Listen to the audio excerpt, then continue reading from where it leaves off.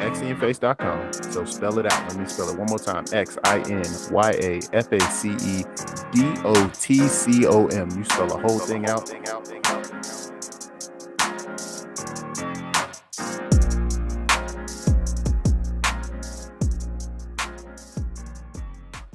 Rise and love, family. It is I, xInYaFace.com. I am here with my main man, Oregon Freddy, Freddy Ruiz Jr., OregonFreddy.com. Let's go, OregonFreddy.com. Yeah, there's a lot of Freddy. I feel like people have, there's this Freddy and that Freddy, tall Freddy, short Freddy. No, what is What about Oregon Freddy? That's me, How Oregon many Freddy. Freddys do you know? I've come across a couple, and that's Yeah. why it's like, there's not just Freddy. Like, you know a Freddy? Well, what Freddy is it? Like, You are okay. Oregon Freddy. So let me really think of this. Yeah. I know a Patrick Fredericks. Okay. I have a cousin, Fred, and his sister, Frederica. Cool. I don't know another Freddy. So even They're when out there. you're like, I'm trying to separate myself out from these other Freddys. right. I'm like, the mountain of man, there's so many. I'm like, maybe Freddy knows more I guess Freddys. if there were that many Freddys, then I wouldn't include the word Freddy. Yeah. The thing. If there's so many, it's like let's divert that way. Fair enough. There is a Freddy that goes into karaoke at the West Side Station, and I'll see a Freddy, and he's an older gentleman, and we talked about names, and he was like, Freddy's kind of an old name. I don't see that name often. And when he pops up on karaoke, my heart skips a little bit because I don't see in karaoke, but I'll see my name up there, and I'm like, wait, that's not me. It's the other guy. Like somebody signed you up without, they're like, I'm the host. Somebody got me. You're the host, man. They got to come to you anyway. So, okay, is it Freddy short for Frederick? Alfredo. Alfredo. Okay, Yeah. Nice to meet you. Yeah. Mucho gusto. Yeah, I'm doing good. I don't speak Spanish. Okay. Well, I wasn't sure. See Yeah. what I'm saying? Yeah, My wife is Mexican American, so right on. So just checking. Yeah. But Yeah. so we are at co-working space downtown. The cow. And we are the cow. Yes, moo to you. And we are doing the thing that folks sometimes do in here. I don't know what your experience has been. Sometimes folks just come in and will really fully ignore your presence. Like Lock the door. Yeah, come in, be sitting not far away from you, not even acknowledge your existence. Yeah. And that is cool, right? Yeah, I to like each that. their own. Sometimes I'm in that mode too, but Right. there's certain stuff that I'm like, hey man, if somebody sneezes, I say bless you, even if I'm not sure. over there with them. You know what I mean? Yeah, okay. Or when somebody comes by, I have the urge to at least be like, hi. For sure. You know what I mean? Yeah, when you walked in, I was like, here we go. Okay, cool. I got a head nod. All right, we got a head nod. You gave me the nod when I Sometimes came someone in. walks in, it's like, what are we going to get? Nothing? Okay, all good. Back You to work. gave me the nod, or at least looked up, and so I was like, okay, cool. Confirm, human. So All right, there we cool. go. So move to you. So, but we're here, co-working space, doing our own thing. Obviously, my people know me, right? Yes. Hello, you but people. I just came out there randomly. Was like, let me check in with this guy. Let me learn who this is. See if I can learn what their business is, what they're about, all that sort of stuff. So tell the people, right, the other folks, what is OregonFreddy.com? What do you do? Okay. What's your story? Okay, my name is Freddy, OregonFreddy.com. It's been a few things, but it's the destination for the wedding business. I'm a wedding DJ. Mm-hmm. So the wedding stuff has kind of been the main thing for the past 3 or 4 years. Mm-hmm. Before that, I did real estate and then a few other things before graphic design, a little bit of art and stuff. Yeah, well, I went to school for graphic design at Shemeketa. Okay. So I guess kind of started there-ish. Yeah. Just love computers, love pressing buttons, love tech. And the real estate didn't work out. Real estate was really hard. Yeah. Wasn't that much fun. Were you doing it at a time when markets were real tough? Was it? No, that part was of it? 2008 when the markets crashed, Yeah. and then it's kind of been a little weird. A big bubble and everything kind of picked up. Yeah. And then things slowed down. It's really hard to buy a house. Yeah. So it's really hard to find a real estate agent or do that or sell a house. So.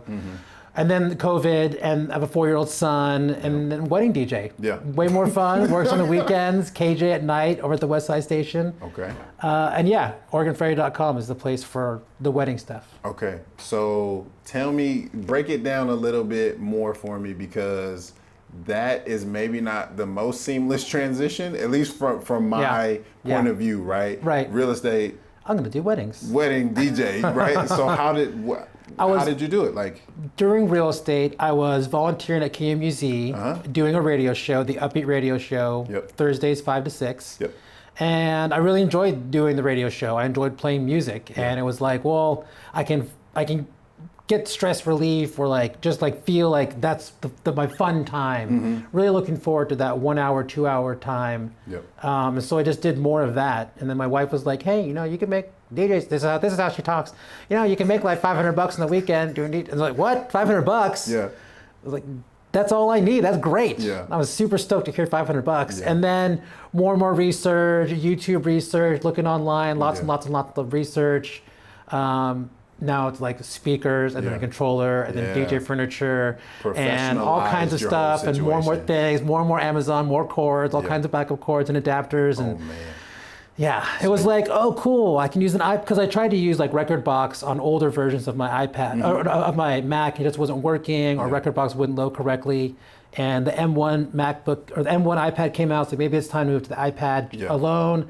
And DJ Pro AI with the M1 on the iPad worked out great. Okay, that's the start.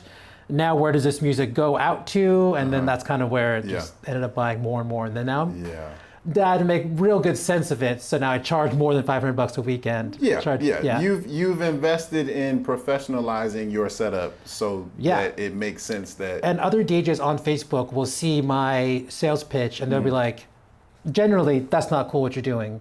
Don't discount what we do out here. And so the first year was pretty discounted. And after that, with push from the other vendors, like, you should be charging more.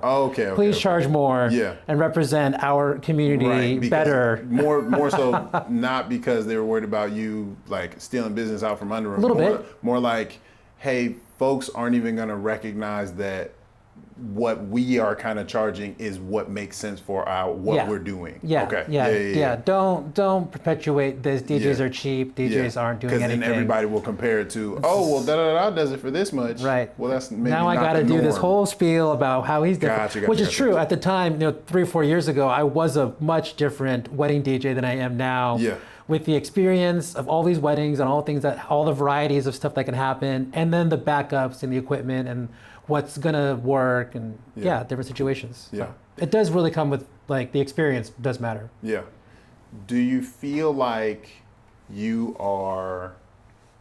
Do you ever have moments where you feel like, oh, I'm not professional? Do you ever have like the imposter syndrome moment? All the time. All the time at weddings. Still?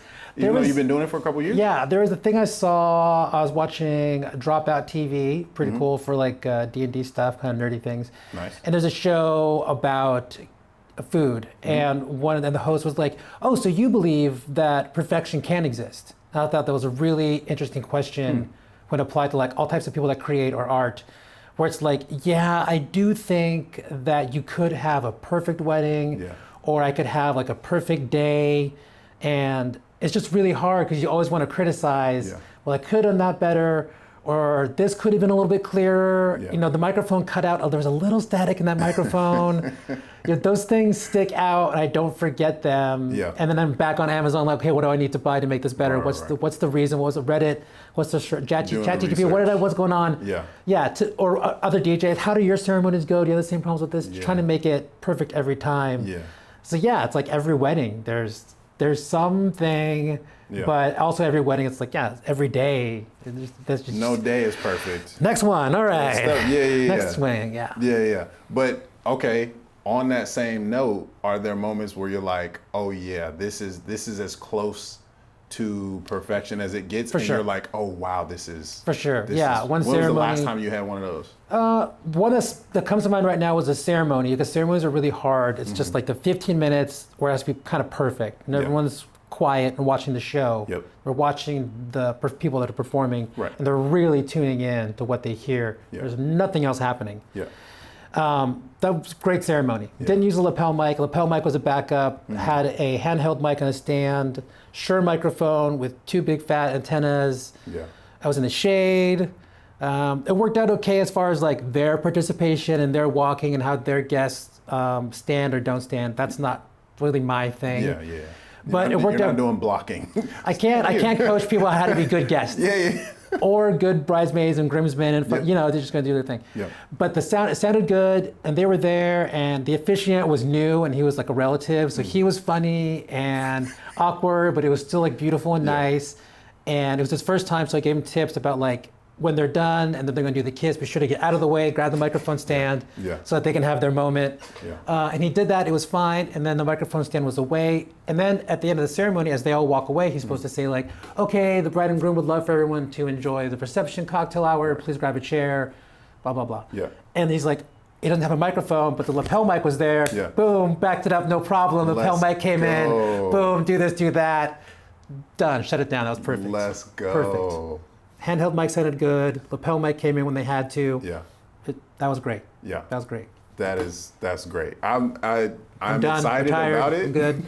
I'm excited about it because I would say that some of my experiences like that too. So I just want to hear all about these ideas and stuff. I love hearing about these creative, interesting and fun ideas and new things for Salem and stuff where it's like, oh, we've never had that. Or no one's ever done that before. I love like, well, let's do that. Let's start that. Let's try it. Let's see what it's like. Let's experiment. Why not? The crazy thing to me is I don't know if this is the case for you, and maybe your work is specific enough. Do you feel like there's a lot of people who do the same thing as you around here? No. People don't do the same thing that I do. There probably are a lot of people that do what I do, but I don't necessarily like. My wife. I'm very lucky. Wife takes care of a lot of things. So I don't feel the pressure of having to make a monthly whatever. I'm happy to make what I make. And I want to make more. But I don't want to just make more. I want to have fun. I want to be happy while I do it. And that's probably the most important thing is that I want to be happy when I do it. And so that's why people don't really do what I do because people are going to work to make the money to go to work. They're maybe doing a little bit of different stuff that you're like, hey, I'm okay if I don't have to do that. No, we go to work, Freddie. We all go to work and do jobs. No, I was wondering. But I kind of do too a little bit. I do the weddings and this stuff, and that's work. And that sucks. That has its moment of suck. Okay, so I've been married a year and change. And just having a wedding photographer, right? We love the person that we got, right? Like we talked to a bunch of different people. Oh my gosh, now I feel like I'm failing right now. I love them so much. Love. We got married on the coast, and so we got somebody from over there, but her name is Kat. But so we talked to a bunch of different people, and. We weren't just trying to get, okay, here's a sample of their portfolio. Price this list, random check, person, this price, available, this. Check. We wanted to feel like, hey, they're actually going to capture and do, right? Like do a service to us. And we were so happy with what we got from that experience. And so I dig that, right? The fun, but also caring about what you're doing and having fun, making sure you're doing a good thing on top of that. It's weird because like for weddings and stuff, part of it is like, yes, I'm really happy for you and I want you to have perfect wedding. And I'm gonna do everything I can. And the other part of me is like, we're gonna rock this and we're gonna have a lot of fun. Let's go. And I hope they're down with the fun that we're gonna have. Because it's gonna be a blast. We're gonna have fun. Because sometimes it might not like, I'm gonna do my best to play these songs. And then guests are gonna request songs and no one's gonna be in the dance floor and I'm gonna hit your playlist and it's not really gonna work. So then I'm gonna go back to what does work and then get people back on the dance floor. And it's just mixing and playing with trying to make it work. And usually the brides are like, hey, it was great, had a good time. And other times they tell me like, no, top to bottom, just hit my list. Play this. From 1 till just play this. 15 or 1 to 50 or 1 to 150, whatever the list is. Sure, let's do it. Whatever. All right. I don't really care. I'm just having a good time, pressing the buttons, playing the music. You already paid me, so let's do this. Get it done. It's not the Freddy show. The reason I asked you that was when I did start into like having my own business, I just found that there was a ton in this area of facilitators, a ton of coaches, right? Yes. A ton of artists, entertainers, right? Like folks doing podcasts, all that sort of stuff.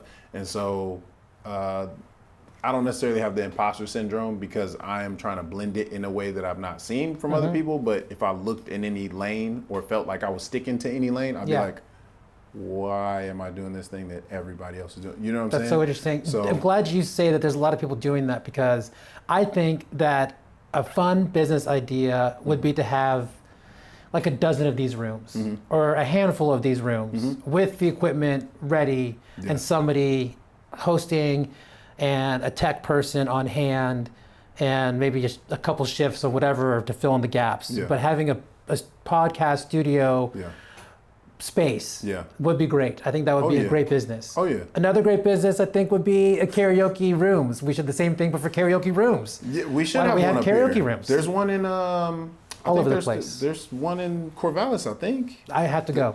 Because I wanna start this. I think it'd be so. fun. I think so. I might be, speaking something into existence But that yeah. doesn't exist. But I remember that. I love those ideas. I love the idea of like, why isn't there this, or let's do that, or is Salem ready for these things? Let's do this. Let's create this stuff. Okay, so I don't want to keep you super long because I did tell you I was like, all right, we're gonna hang out for about 15, 20 minutes. And I appreciate you considering an hour when I was like, oh, I'm gonna get a room to talk. No. We're locked in for an hour. Because it's so impromptu. I'm like, look, I'm not gonna steal that much time. If you want to check in again later, that's great. I'm having fun. But you even having these ideas and sharing and saying out loud, is Salem ready for this? Right. There's some of the things that I'm working on behind the scenes and trying to work on, and different people that I know who are working on, hey, let's make Salem this, let's make Salem that, let's do this, let's do that. What would it take for you to feel like we could bring some of those ideas into reality, right? A karaoke room, a podcast studio, something like that. So my ideas are some of those ideas, just those ideas in general. Or to make Salem, let's backtrack. Okay. What is your feel on the community in Salem? Oh, well. What's the pulse, right? And it's just low self-esteem, and I've got a couple. There's reasons why I think there's reasons why Salem has a general low self-esteem, and it's been like this for a long, very, very long time. Okay. I don't know if Salem has got this like history that we grasp or hold on to, or archive, or represent, or care about. We kind of like things come and go, and then we wonder how come we never have these things. Like we did have that. We did do that. Then we stopped. Then corporate stopped, or money stopped, or one person was really wanting to make sure that happened, and they stopped doing it, and then the whole team that they led also didn't carry that kind of passion. Like there's only 3 people that really want to make sure that this thing happens, and if one of them go, like it's fragile, I guess. Yeah. This like these inspiring people that want to do fun things or keep it moving forward. It's just, and then it gets stepped on by the city in certain, they're not exactly the most helpful people of like new ideas, new fresh ideas that are a little bit dangerous, or just new, sounds just dangerous. different. Different. Yeah. I don't know if the city really wants to get involved, especially helping. Why don't you just go by the forms and do the standard thing like everybody else, except for these other things that we might consider. Yeah. I don't know. The city's weird. People are weird. I think that's changing though. I think that there's younger kids who are like, nah, that could be cool. Yeah. We should go do that. That could be fun. And the young kids want to go do stuff. And I don't think the young kids these days are drinking as much. Yeah. So I feel like that's also helpful for participating in other things, spending your money other places and other events that aren't just drinking. Yeah. Or surrounded around drinking. Or, Yeah. Like a different kind of culture. Right. Yeah. So it sounds like maybe we're moving into a phase where maybe it's possible I don't know. for some of this stuff to happen. I remember when like Taproot started, Archive started, those were Kickstarter things, Coin Jam started, Craftworks was pretty new. That was from another previous type, like a bottle drop bar. During that time when all those businesses were starting, it seemed pretty fresh. Yeah. That seemed like a really good time for Salem. And it was holding pretty strong, and then I can't remember. I think COVID happened, and then I had a kid, and I bounced. I didn't really go downtown a bunch. Yeah. So that could be one of the cycles of like families come and go, kids leave. I was a Salem kid, and I stuck around, so I got this cheerleader Salem spirit. Yeah.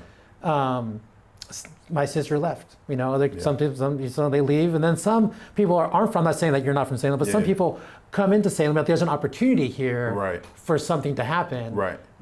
So what were the ideas you wanted to talk about? Because I'm interested in hearing that. You know what I mean? So then you got my ear, and you invite me to do this podcast thing, and it's sort of like, I'm excited to hear what Homeboy wants to say and talk about, because I like ideas, fresh ideas. I am of the mind, and because I'm rooted down here, right? Like I wasn't necessarily planning on coming to Oregon in the first place. Cool. And then once I got here, staying here very long. Sure. Right? Bermuda triangulated to Salem. Right. It was Southern Oregon, then it was Salem or Willamette Valley, and I'm like, all right, cool. Cool. Yeah. But now I'm locked in, right? Like Great. I'm married. My wife's family's here. Noted. That sort of stuff. And so it's like, all right, I recognize some of what I wanted and what I was trying to pursue in terms of the type of community I wanted to get. Right. I was trying to find it somewhere and then join it. But now I'm here, and I'm like, okay, I'm going to be here. We're going to be here. Yeah.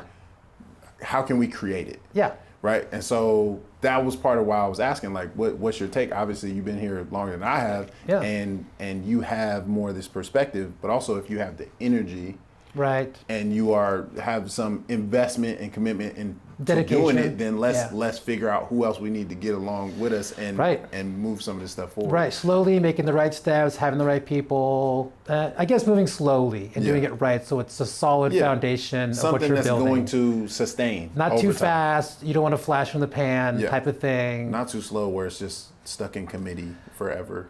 That's not fun. That's not fun. Nothing gets done. That's not fun. Nothing gets done. That's rule number 1 off my list. That's not fun. That's gonna be tough. Yes. So, okay, I think I found in you an ally in terms of trying to move things forward, in terms of us being a community, because I would venture to say you probably love seeing when the community shows up. For sure. When we show up and with, like, there's different events or activities and stuff, like certain traditions, World Beat, Juneteenth is a newer one, but like different festivals and stuff like that where folks are showing up, you're like, yes. Goths in the park.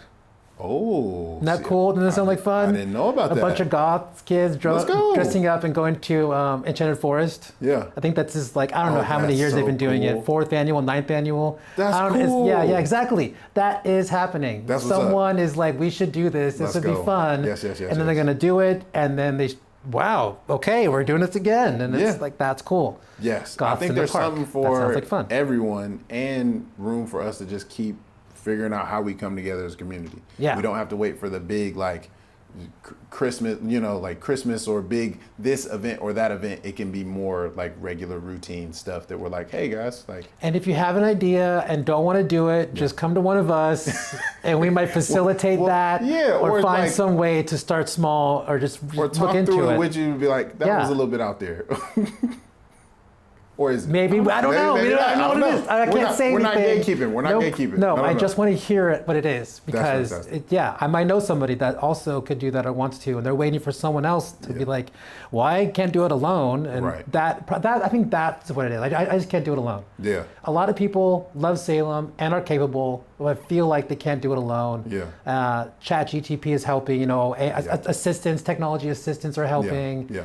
And then finding someone with money to kind of bring it all together. It's like, well, I can't do it myself if I had some cash, but then you find the right sponsor and they align with the message and they're not like conflicting. It's like, well, put my stuff all over your thing. I'm like, well, you're ruining my art. Yeah. Well, how are you going to do your art without my money? It's like, we can do it together. We can do it together. We can. Yeah. Okay. So, yeah, I love it. I like the insight, and I'm going to, I think we got it. I think we did it. Thank you so much, Freddy. No problem. Anytime. Oregon Freddy, right? Yeah. OregonFreddy.com. Yeah. Fantastic. I look forward to us checking in just socially. Yeah. Perhaps collaborating on something new coming to the local area. We'll see. Yeah. Shut this off. I've got ideas. Shut this off. Get out of here.